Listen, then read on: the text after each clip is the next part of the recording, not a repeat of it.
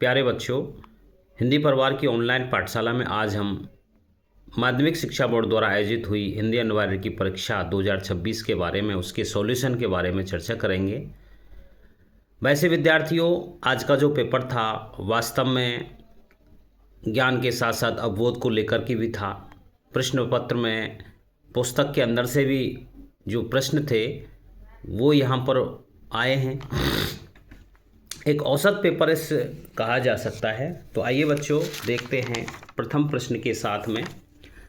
बहुविकल्पी प्रश्नों में पहला है, चूरन वाले भगत जी चूरन बेचकर एक दिन में अधिकतम कितने पैसे कमाते हैं। तो बच्चों यहाँ 6 आने का जिक्र उस पाठ में हुआ है। दूसरा जो प्रश्न है, पहलवान की ढोलक पाठ में उठा पटक दे के अर्थ को प्रकट करने वाली ढोल की कौन सी ध्वनि है। तो विद्यार्थियों, विभिन्न तरह की ध्वनियाँ यहाँ पर दी गई हैं उस पाठ में।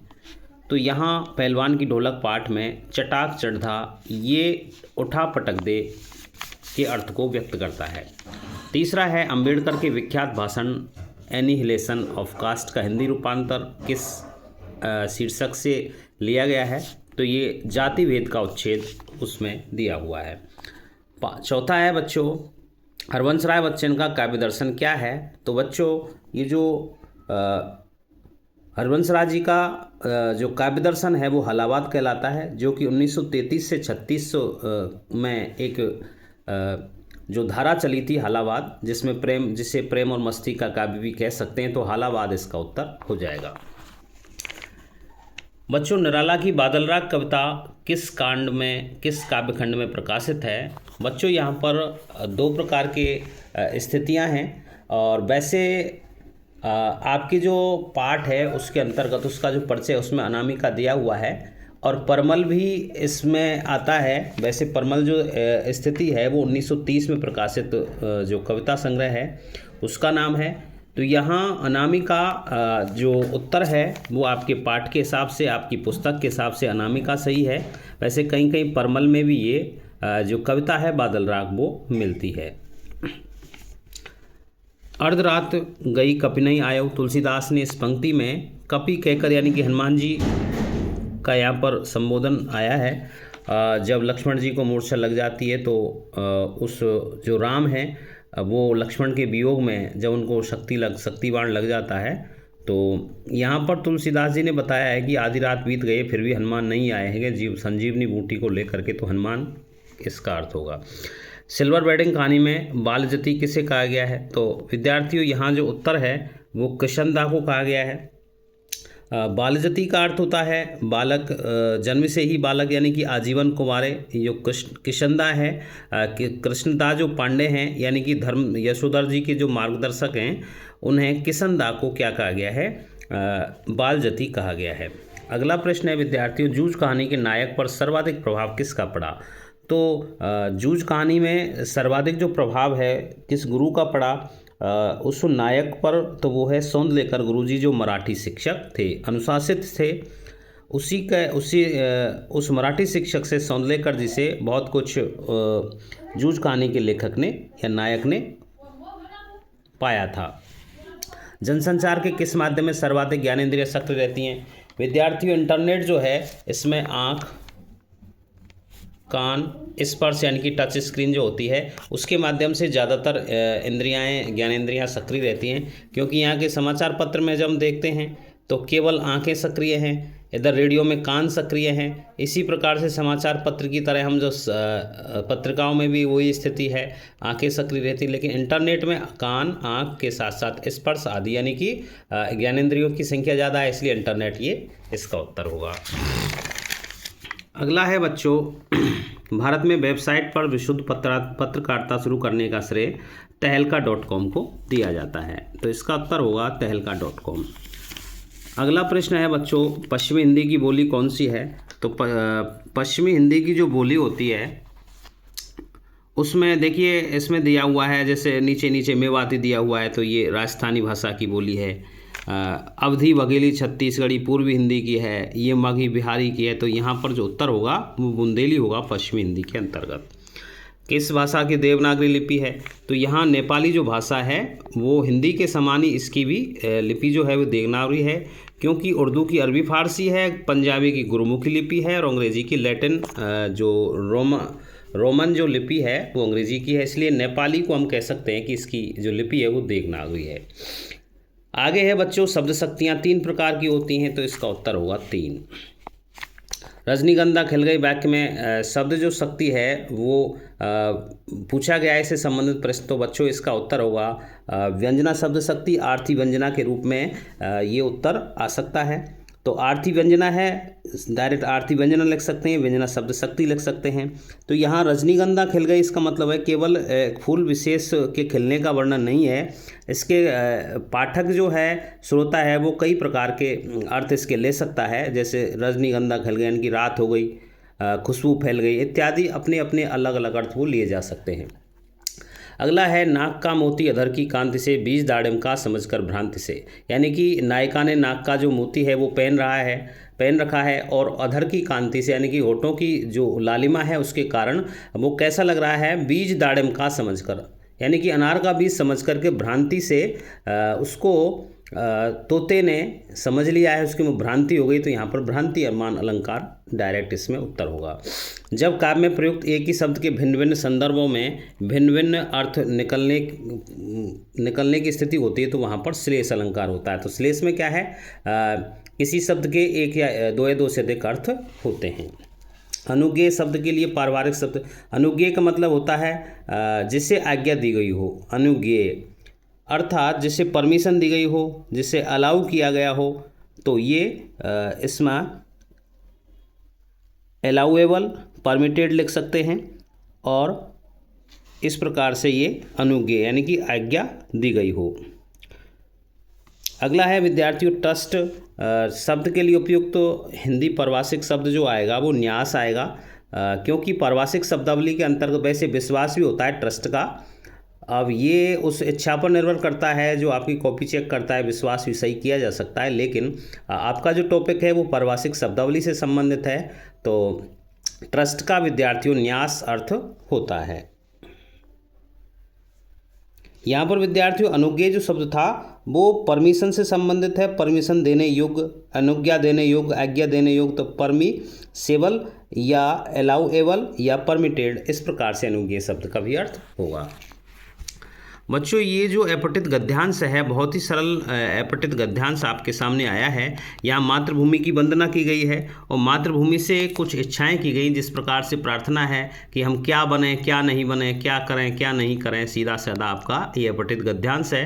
पहला है पद्यांश में किससे नहीं घबराने की बात कही गई है, तो यहाँ पर सीधा सीधा दिया हुआ है विघ्नों से, तो यहाँ विघ्नों से कभी न घबराएं, यहाँ है उसका उत्तर।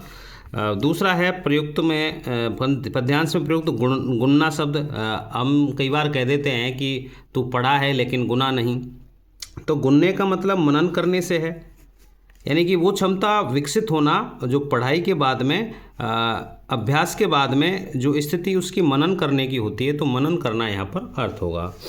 गिरि शब्द का पर्यायवाची, गिरि का मतलब पर्वत, पर्वत अचल को भी कहते हैं जो चलायमान नहीं हो, एक जगह पर स्थिर रहे, अचल इसका पर्यायवाची होता है। उचित शीर्षक लिखने की जो बात है, मातृभूमि की वंदना लिख सकते हैं, हे मातृभूमि लिख सकते हैं, केवल मातृभूमि इसको लिख सकते हैं। तो इस प्रकार से मातृभूमि की वंदना से संबंधित आप जो भी शॉर्ट बिल्कुल शीर्षक लिखा जा सकता है वो इसका उत्तर होगा।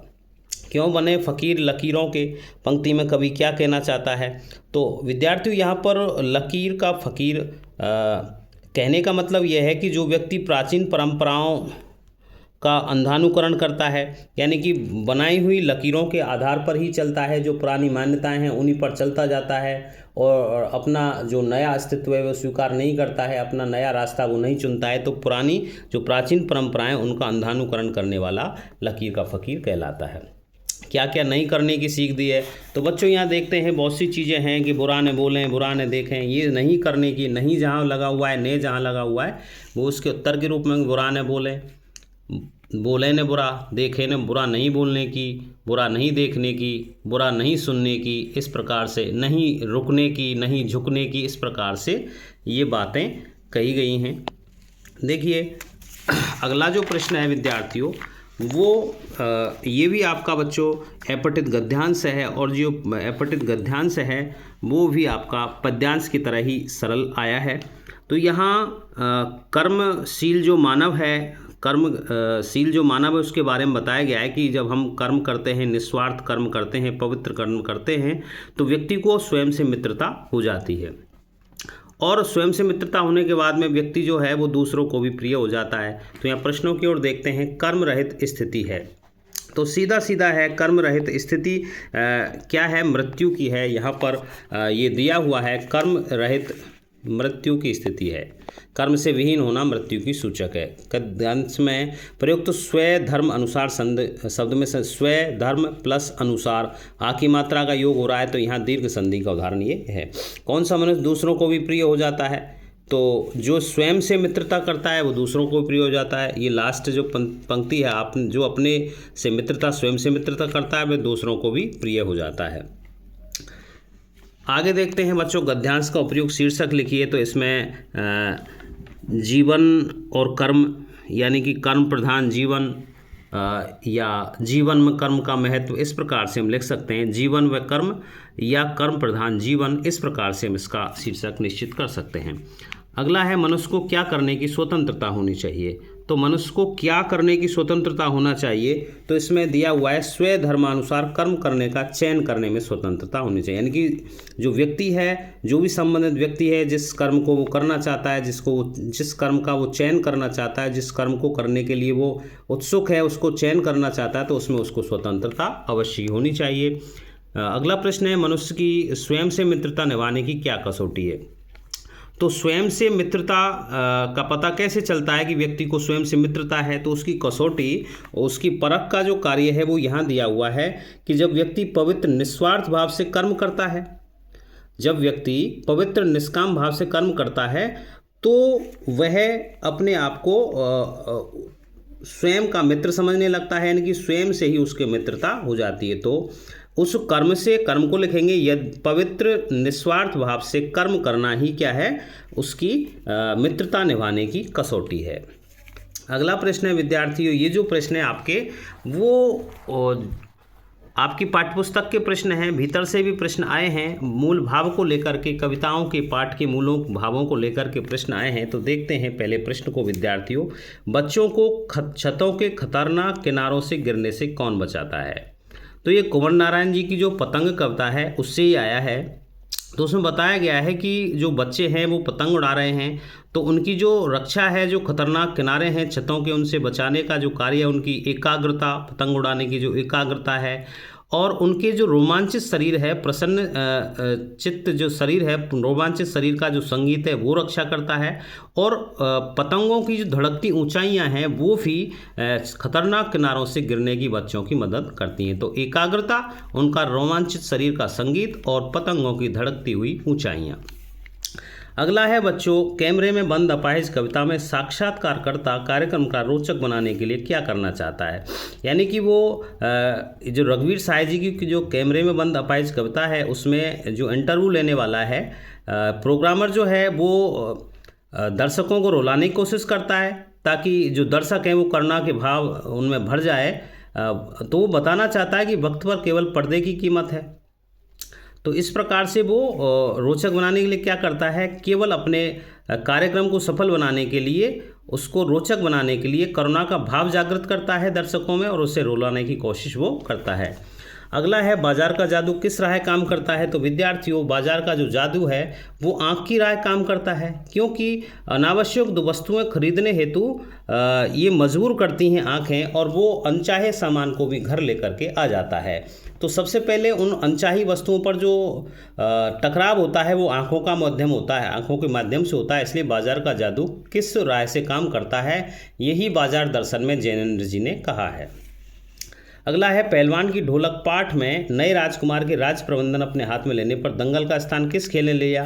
तो यहाँ पर घोड़ों की जो दौड़ है, घुड़दौड़ है, उसने स्थान ले लिया है। पहले जो कृष्ण जो राजा थे वहाँ के, तो उनकी मृत्यु के बाद में राजकुमार जब आए तो घुड़दौड़ यानी कि घोड़ों की दौड़ ने को शामिल कर लिया गया है कुश्ती के दंगल के स्थान पर, और वहाँ ऐसी स्थिति में लुट्टन को बाहर कर दिया गया है। श्यामनगर में स्थितियाँ अब पलट गई हैं राजा की मृत्यु के बाद में। तो घुड़दौड़ इसका उत्तर होगा। घुड़दौड़ के बारे में आप कुछ पंक्तियाँ इस प्रकार से लिख सकते हैं। लड़कों के मन में कौन से गुरुजी की दहशत बैठी हुई थी? तो ये मराठी शिक्षक कठोर अनुशासन के जो प्रहरी हैं सौंदलेकर जी, उनके बारे में ये बातें कही गई हैं। यशोधर बाबू की पत्नी के चचेरे भाई का नाम क्या था? तो ये वास्तव में एक ऐसा प्रश्न है विद्यार्थियों, यदि आपने पाठ पढ़ा है और पाठ के अंतर्गत आपने उन चीज़ों का, उन पात्रों का ध्यान नहीं दिया तो ये आपका प्रश्न गलत हो सकता था। इसलिए यहाँ पर गिरीश नाम का एक पात्र आया है, वो यशोधर बाबू की पत्नी के चचेरे भाई का नाम आता है। अगला है बच्चों, जनसंचार के मुद्रित माध्यम का संक्षिप्त विवरण लिखिए। विद्यार्थियों, जनसंचार का जो मुद्रित माध्यम है यानी कि प्रिंट मीडिया जो है उसका जो संक्षिप्त वर्णन लिखेंगे उसमें हम सबसे पहले लिखेंगे कि ये जनसंचार का सबसे पुराना माध्यम है, सबसे प्राचीन माध्यम है, और इसमें पत्र पत्रिकाएं समाचार पत्र आते हैं, और इसमें लिख सकते हैं हम कि ये स्थायी होते हैं और ये कहीं पर भी हम इनको पढ़ सकते हैं। तो ये स्थिति है, स्थायित्व प्रदान लिखे हुए शब्दों में स्थायित्व होता है। तो मुद्रित माध्यम जो है वो जनसंचार के सबसे प्राचीन और अच्छे माध्यम है, इस प्रकार से लिखा जा सकता था। अगला है बच्चों, बीट रिपोर्टिंग क्या है स्पष्ट कीजिए। तो बीट रिपोर्टिंग विद्यार्थियों एक उस पत्रकारिता की शैली का नाम है जब संवाददाता जो होते हैं वो अपने विशेष क्षेत्र में अपने अपने अलग स्थानों को रखते हैं, तो उनके बीच बंटवारा है क्षेत्र विशेष को लेकर, जो संवाददाताओं के बीच वो जो बंटवारा है उसको लेकर के बीट रिपोर्टिंग कहा जाता है। यानी कि पत्रकारिता की एक शैली है जिसमें पत्रकारों को या संवाददाताओं को उनके क्षेत्र यानी कि उनकी रुचि के क्षेत्र के आधार पर उनका विभाजन कर दिया जाता है। रेडियो नाटक के बारे में संक्षिप्त विवरण लिख दिए। तो रेडियो नाटक बच्चों, जैसे हम देखते हैं कि नाटक और उसमें रेडियो शब्द और जोड़ दिया गया है, यानी कि श्रव्य नाट्य प्रस्तुति के रूप में ये आता है, और इसमें रेडियो पर ये प्रस्तुत किया जा सकता है। इसमें ध्वनि प्रभाव की स्थिति होती है और संगीत का स्वर इसमें दिखाई देता है, सुनते हैं हम संगीत के प्रभाव को। तो ये रेडियो पर खेला जाने वाला, सुना जाने वाला नाटक का एक अंश है जिसे श्रव्य नाट्य प्रस्तुति के रूप में हम प्रस्तुत कर सकते हैं। तो रेडियो नाटक की स्थिति इस प्रकार से है। जब टेलीविज़न नहीं हुआ करते थे और रेडियो का ज़्यादा प्रचलन था, तो जो नाटक होते थे उसकी आवाज़ को सुनकर हम पात्रों को पहचान लेते थे, वही रेडियो नाटक का रूप होता है। प्रश्न है बच्चों, लुट्टन पहलवान ने अपनी मृत्यु के संबंध में क्या कहा था? तो बच्चों, लुट्टन जो पहलवान है उसने गांव वालों से, अपने बच्चों से इस प्रकार से कहा था कि जब मेरी मृत्यु हो तो मुझे पेट के बल लेटाना, पीठ के बल नहीं लेटाना, क्योंकि वो कभी भी किसी से हार नहीं मानी थी, कुश्ती में किसी से हारा नहीं था। तो पीठ के बल यानी कि पीठ का स्पर्श वो जमीन से नहीं कराना चाहता था, अर्थात वो चित नहीं होना चाहता था। इसलिए उसने सबसे कह दिया कि मुझे जब मेरी मौत हो तो मुझे किस प्रकार से ज़मीन पर लेटाया जाए, पेट के बल लिटाने के उसने कहा था, न कि पीठ के बल।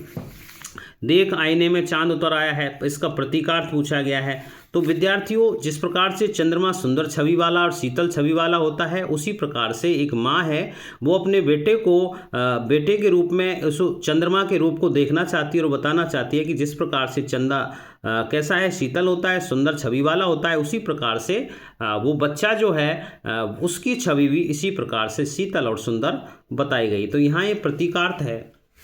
जूझ कहानी के अनुसार ईख की अच्छी कीमत कम मिल जाती थी। तो इस पाठ के अनुसार विद्यार्थी जूझ जो कहानी है उसमें गांव में जल्दी कोल्हू का चलना और शुरू होने पर गुणवत्ता वाला जो गुड़ है उसका अच्छा मोल मिलता था। तो ये जल्दी कोल्हू का चलना शुरू हो जाता और उसके बाद में गुणवत्ता वाला जो गांव में सबसे पहले जब ईख की रोपाई होती, ईख की पेराई होती, तो ये अच्छी कीमत देने वाली होती थी। अगला है बच्चों, यशोधर बाबू को उनके बेटे ने क्या गिफ्ट दिया?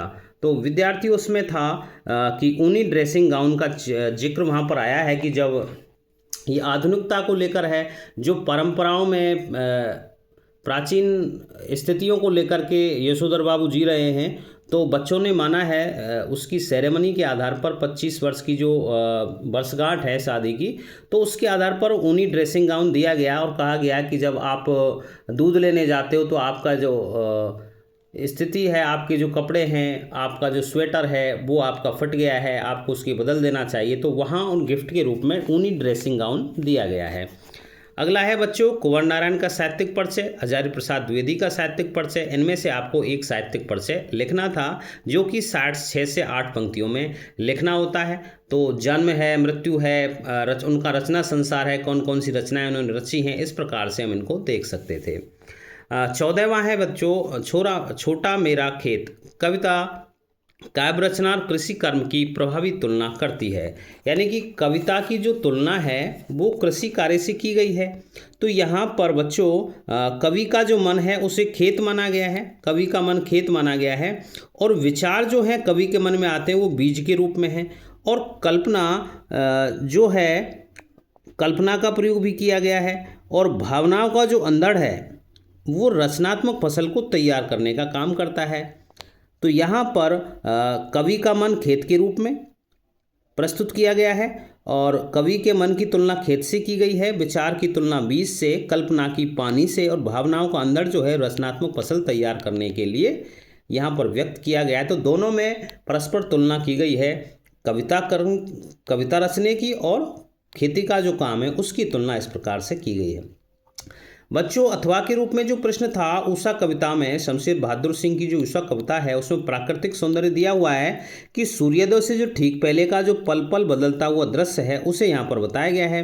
जिस प्रकार से बहुत से प्रतिमान उसमें दिए गए हैं बिंबों के रूप में, जैसे नीला शंख है, राख से लिपा हुआ चौका है, नीले जल में देह जो गौर देह है वो प्रतीकात्मक रूप में यहाँ पर प्रस्तुत हुई है।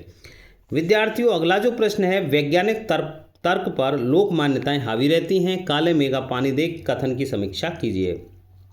तो यहाँ पर विद्यार्थियों जो लेखक है धर्मवीर भारती है, काले मेघा पानी दे पाठ के आधार पर उसमें उसकी जीजी जो है